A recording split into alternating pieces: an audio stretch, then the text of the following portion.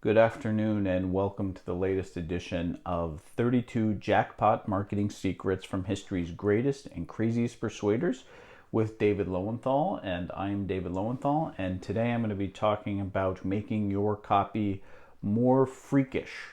That's right, more freakish. And I'm going to show you that by telling you a story about the king of freakishness himself, Mr. P.T. Barnum. Now, if you haven't heard of P.T. Barnum himself, you've probably heard of Barnum's Bailey and Circus, which I think just closed a few years ago, but it ran from basically the middle of the 19th century, 1850s, 1840s, all the way to the late, really close into the 21st century.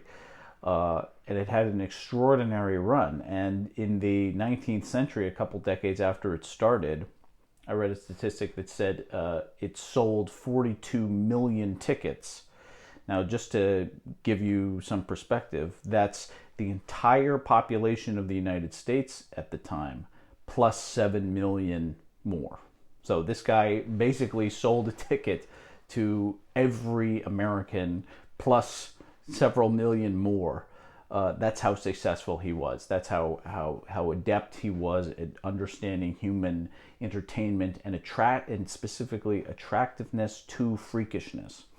So, he was the one who invented the bearded lady and the, midget and the Siamese twins. And, he had some person, I think, from sub-Saharan Africa who had some kind of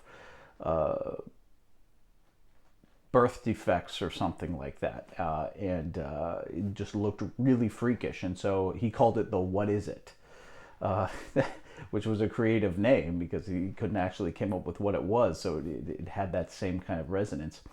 But he made copy more freakish, and it's not just in P.T. Barnum and Bailey's days. You see it now. You could say that the Real Housewives are kind of freakishness. Here you have a bunch of drunken housewife reality TV stars who throw wine at each other all the time and backstab each other in the back. I mean, it is freakish behavior. You have, the WWE and the WWF. You have, wrestling. It plays on its freakishness, as well as all of these, demented kind of horror movies that get so popular. So especially if you are dealing with a market where you've got freakish stories, maybe you sell kind of medical information, and you want to lead with something really bizarre that is freakish and maybe scares people a little bit. That's going to build on that curiosity.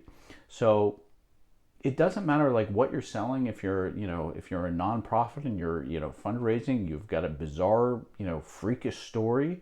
It doesn't have to be gore or anything like that, but it could just be like something weird somebody did, something creepy, but just make it as freakish as possible, and that will always draw people in, at least to read your letter. Now after you've got them in, you've got to bring them in, lure them into the actual offer that you're trying to sell or trying to fundraise for.